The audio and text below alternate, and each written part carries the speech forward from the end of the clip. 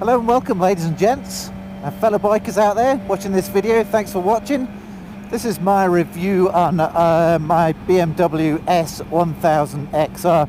Apologies all them Tubbs fans out there. Sadly, Kim has not come out today. She decided she wanted to stay at home. She basically said, "I don't want to sit on the back of a motorbike all day."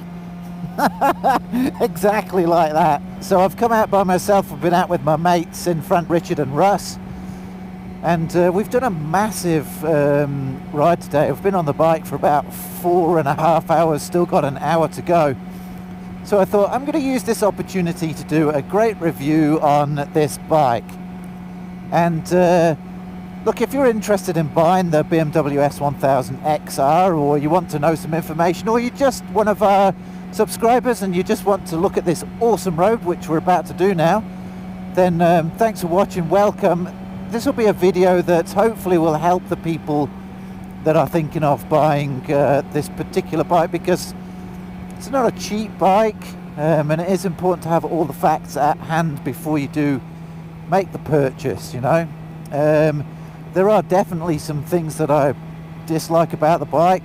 There's some things that I absolutely love about the bike, so stay tuned, just watch the video. Hopefully it's going to be helpful for you, and enjoy the views, because it's an absolutely amazing road with amazing weather. It's going to be a great day. If you are serious about buying this bike, I'd also recommend that at the end of this video you look up Ridercam TV, because I've also done the research as well on the bike before I purchased it. Ridercam TV, the guys on that particular YouTube channel did just a sterling job. Oh, bumpy. Just a sterling job of reviewing this bike, and the guy that did it, I forget his name off the top of my head, to be honest, sorry mate. He just went through every button and every panel and just did a superb job. So watch that next. I strongly recommend that. I've watched a few other videos, but that's probably the best one to hand until this one, which is going to be awesome. I think I'll start off by talking about the elephant in the room, and probably one of the main reasons that a lot of people will be researching this bike before purchasing it, and that is, and you would have heard about this if you're seriously considering buying this bike, is the buzz or the hum. There is definitely a buzz to the engine. I'm sorry BMW, I'm not going to pull any punches. It's a buzzy bike. I put the Evo Tech bar ends, and it's 80% reduction in buzz on the handlebars, to the point where it's barely noticeable through my hands. But if you actually touch the bike, you know, anywhere around the bike, on the tank, or on the seat or on the back, you can actually feel the whole bike vibrating. And although it doesn't necessarily bother me, it does make me a little bit concerned that, you know, every part of this bike is buzzing. I'm definitely no expert on materials, but I do have a background in design and manufacturing, and I just feel like it can't be good for the bike to be constantly buzzing. I don't know. You think about the engine parts, the gearbox, you know, all the suspension, it's all buzzing, it's vibrating. And that kind of freaks me out a little bit. I don't know what the longevity of this bike will be. And that is, it's definitely something to further research. If you're worried about that, then maybe this isn't the bike for you. And I don't think it's one of them things that should put you off buying the bike, but you've definitely got to be happy with the fact that this is a inline 4, and it's a very, very revvy and a little bit buzzy. Does it make the best touring bike? Yeah, I don't know. I'm kind of leaning towards maybe the Boxer engine would be a better touring engine. This is basically a frickin' sports bike. It fits me and Kim, and we absolutely love it. We love touring on it. which kind of goes against the grain a little bit because it is quite a small, sporty bike, but I'm going to get to that in a little bit more detail in a minute. But yeah, there's definitely, it's the first thing that you should think about. Now, the 2017 bike, I believe, has had the buzziness removed, and they haven't actually released that bike yet, so nobody knows, and I've tried to find out through the internet, but nobody actually knows whether they have achieved that. These corners are awesome. Nobody knows whether they have actually achieved that, or how they've done it, or even if that technology, or whatever rubber bush or whatever they've done, can be transferred back onto the 2015 and 2016 bikes. That would be my dream. That's the ideal scenario, is that you can just buy a part that you screw to this and it eliminates the buzz. I'm guessing some sort of engine mount or something. But anyway, let's not get off the subject too much. Yes, it's a bit buzzy. Okay. That's number one issue. And I don't like to start too much on negatives, but there's really just two things that you should be aware of. The second thing, which I find a little bit frustrating, is the heated grips are just freaking rubbish. And sadly, because they are a factory heated grip, removing them and putting Oxford heated grips on them isn't really an option. I mean, it's already got heated grips. I don't want to go and have to spend more money on heated grips. I believe taking the handlebar apart and removing these bars and the ends, etc., would just be a disaster.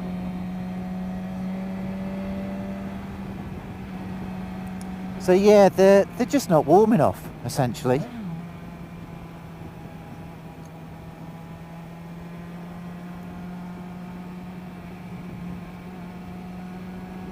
Oh, this road is just awesome. Doesn't get much better than this. Look at that. There's a Harley guy just died here just the other week. Just went straight through there and hit that. Sadly, he died. Yeah, I won't go into that into too much detail, but yes.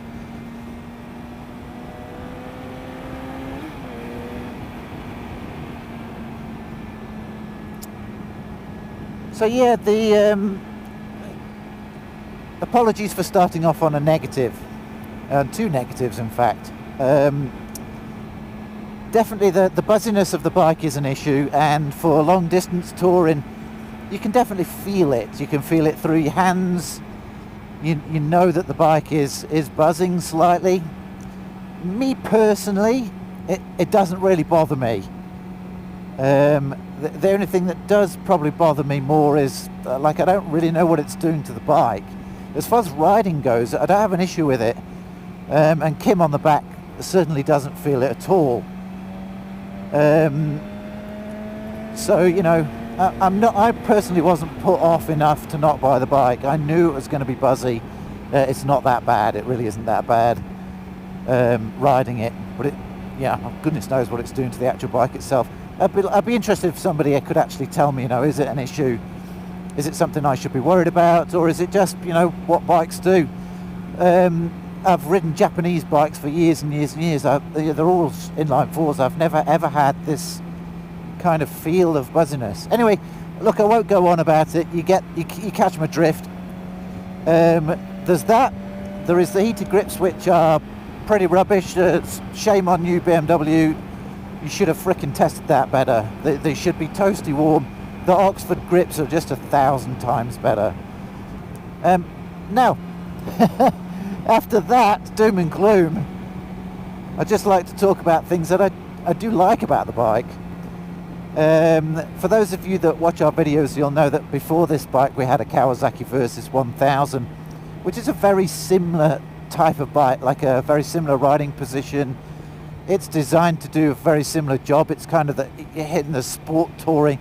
They're both labelled adventure bikes, but neither of them are adventure bikes.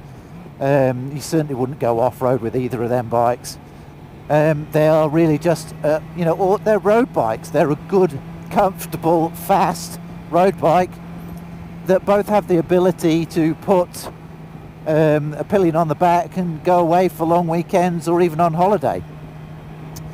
Now, the reason that we changed for the BMW is that it's got a much better pillion position, and Kim, let me just get past these cars here, sorry, a bit of concentration.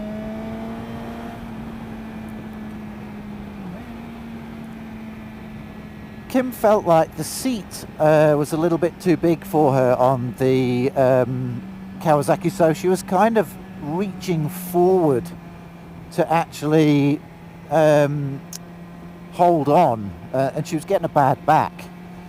Whereas this bike, the BMW S1000xr, is quite a lot smaller. So I mean, those of you that watch our videos, we two-up ride together, and this was a better fit for both of us, and we absolutely love the bike. So without going into too much, you know, the bells and the whistles and why it's so good and why it's why we like it so much, all I want to do is just really briefly, for the sake of the video and keeping it, you know, not too long, because I don't want to rabbit on.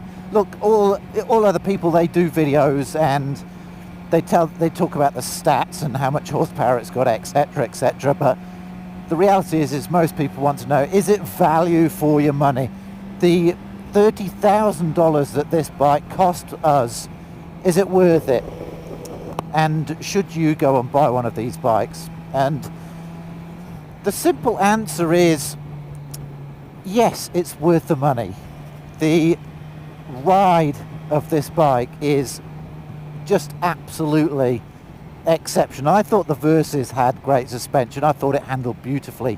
This bike is definitely the next level. The suspension is, I just can't even describe it. I've never, and I feel a bit bad because I kind of said this when I talked about the Versys originally, but honest to God, this bike corners so fast, it is just scary, and I find myself having to slow down. Not because the bike can't handle it, because I think, crap, I'm going so fast around this corner that if something happens, I'm going to get squished. Look at the size of that bird. The handling of the bike is just, I just can't tell you how good it is. It's just incredible. And because of the fact that you're sat up in this sort of policeman style rider position, it just feels amazing going around corners fully leant over in this kind of road rider's stance, instead of being fully hunkered over the front wheel on a superbike or trying to get your knee down. You just sit boom, bolt upright, going around corners at crazy speeds, and you just don't feel it. In the whole time I've had this bike, I've never once had like that heart in mouth. Look at that plane. I hope you can see that. He's just about to fly straight over me. Cool. Yeah, I've had heart in mouth moments on other bikes as you go around a corner and you think, oh crap, you know.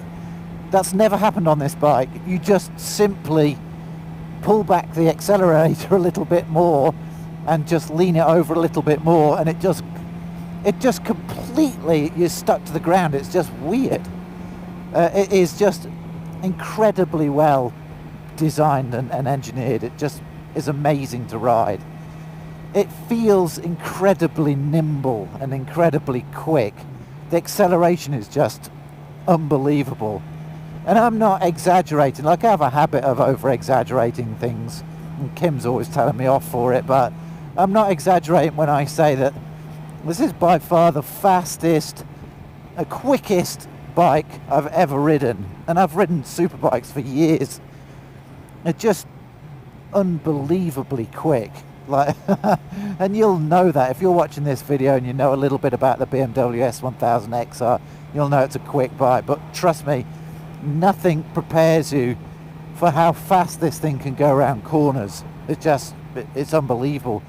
So yeah, hey, it has got a bit of a buzz, and yeah, the grips don't get very warm, but oh my god, is it just incredibly fast. That's not to say I go that fast on public roads, as you know, I'm a very sensible rider, but when I'm not videoing. So the things I like about the bike are the seating position is great, very comfortable. My bum's a little bit numb today, but I've been on the saddle for about 5 hours in total, just to be expected. The pegs are at a really nice height for your feet, I really like that. And just overall the bike sort of feels at one with the way that I ride. I've always ridden straight fours. I feel very at home on it. I feel like I can really push the bike round corners. I don't feel like in any way that I'm fighting it round corners. I just lean the thing over and it just smoothly takes me around the corner, which I really, really like. It's great. Without me sort of going into great depth about all the things that I love about the bike, just my opinion is that overall it's a great bike, and it only has a few negatives. And let's be honest, most people watching this will be sort of interested in what I don't like about it. If you can just take it as this is an exceptionally good bike with a few things that I personally don't like. One is it's a little bit buzzy, but it's not the end of the world. Some people I know hate it, and it's definitely, will put them off buying it. And some people like myself don't worry about it too much, and there's people that will tell you flat out it doesn't buzz. Somebody told me not too long ago that they're all slightly different. Every bike's got its own sort of personality. I don't know whether that's true or not, but it sounds maybe that's the reason why they're all slightly different. The other thing is definitely the grips.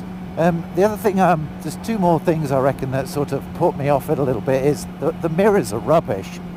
I can see behind me, but they've kind of, just in this little corner piece there, in their styling of the mirror, they've taken off the corner, and actually that's the bit that you need to see who's behind you.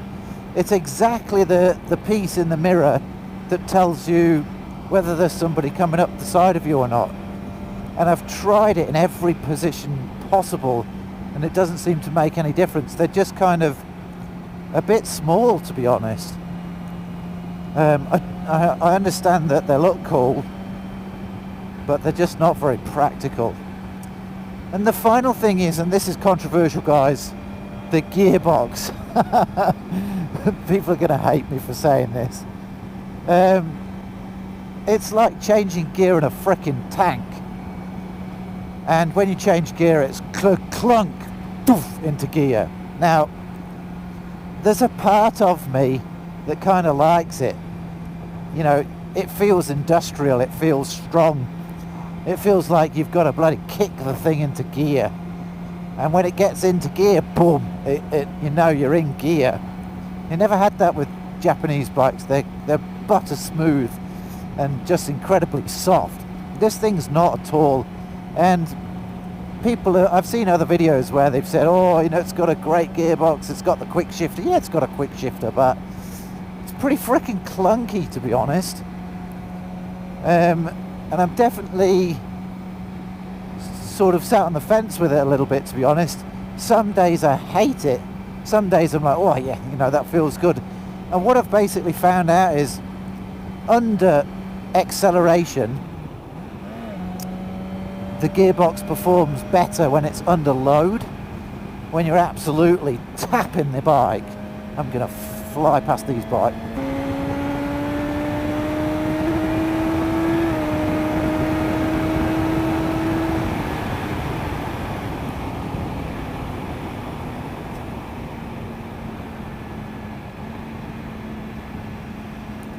Woohoo! This is just about my favourite piece of road possible. It's just incredible. So you can see the bike, I'm going at pace. I'm pretty much on the edge of the tyres here. and there's no room for error. Crikey. If I was on a sports bike, I'd probably have my knee on the ground right there. Yeah, oh. Now, I've never really owned a bike that I can this confidently just blast it round corners. There's 150 kilometers an hour around that 60 kilometer an hour corner. Sorry, Mr. Policeman.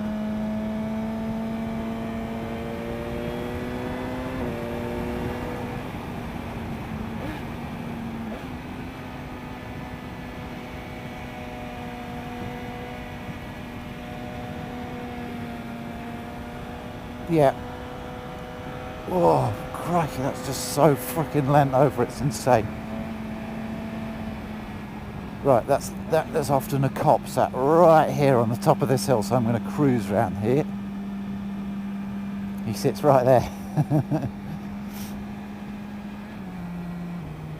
So yeah, to summarise how I feel about this bike is I find it quite difficult to vocalise how I feel about this bike, to be honest, and this is probably going to seem like a little bit of a contradictory review, trying to saying that on a bumpy road.